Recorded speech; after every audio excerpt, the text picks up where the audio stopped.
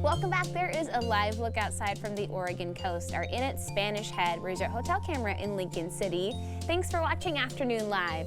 Our next guest is an internationally renowned Feng Shui master who says that we can utilize principles of the practice to enhance productivity and success. We welcome back the author of Feng Shui Your Life, Marie Diamond. It's great to see you. Thank you so much for having me back.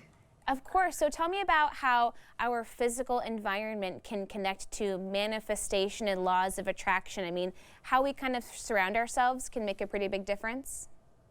Yeah, most people are focusing on having a positive mindset and motivation to create a success in their life. But they sometimes forget it all starts where you are living and sleeping and working. And so really make sure that your environment is supporting you in that success that you want to manifest. So I always say your mind is very important, but your home has a mindset of its own. So you can actually tap into the energy of the space around you to be more focused, more concentrated, and attract more success and abundance. Because I think a lot of people maybe have done some feng shui work in their homes, but thinking about putting it into practice in your workspace, we spend a lot of time at work, so it makes sense to utilize that space in the most maximum way as well. Correct. And I think one of the first steps in Feng Shui, we always focus on where do you sit as you're working and what is that environment where you're working. So let's say if you work in your kitchen, right, it will be different than working in your office because, you know, the kitchen, unless you're a chef, I would say that's not the best place to work. So where do you work? Where do you focus on your productivity, on your creativity will affect your mindset and your productivity in your work. So tell me about the personal directions. How do you identify those for yourself? So everybody, based on their birthday and their birth gender, there's actually specific compass directions that really affect you. And so people can literally, first of all, get to the book Feng Shui Your Life, where that information is explained. But I always will direct them to my free Marie Diamond app. So they can go to app stores where they put in Marie Diamond and they will get the energy number. And in that energy number, they will put in their birthday, they'll put in their birth gender, and they will get a compass.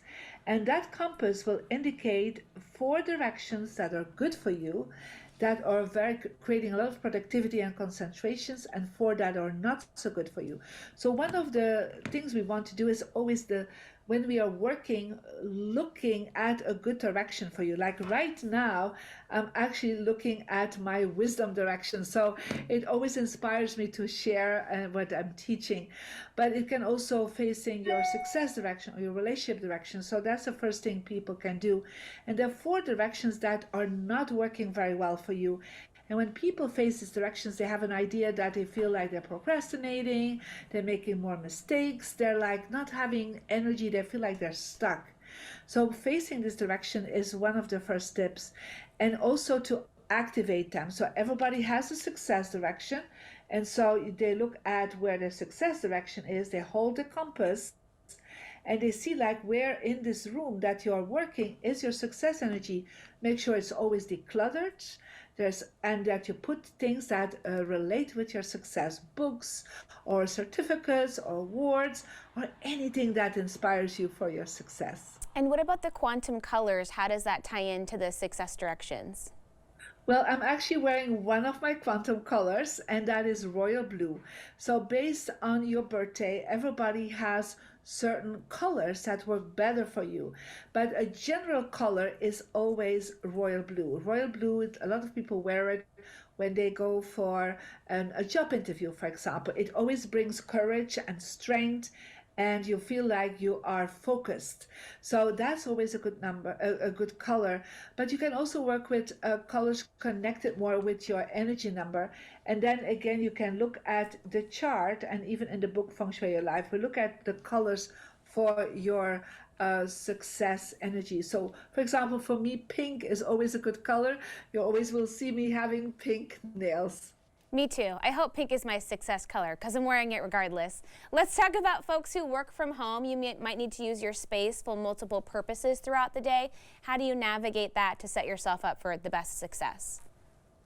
So the first thing I should suggest is that people, when they work, for example, on their dining room or even in their sofa, that they would make the space ready for that work. So they let go of all the dirty dishes and the plates that are already around you, or perhaps the toys of your children that are on the sofa. So make sure you focus on let me let make myself be ready for that work with your computer or even on your phone, so that there is like a work environment.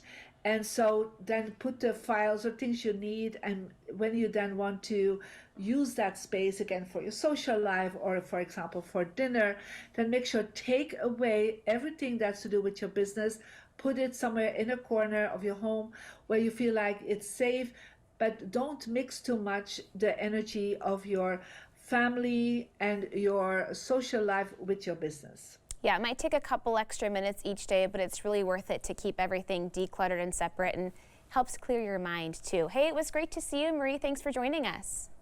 Thank you so much for having me again. Have a wonderful day. You too. The book again is Feng Shui Your Life, and we'll have more information on our website at katu.com.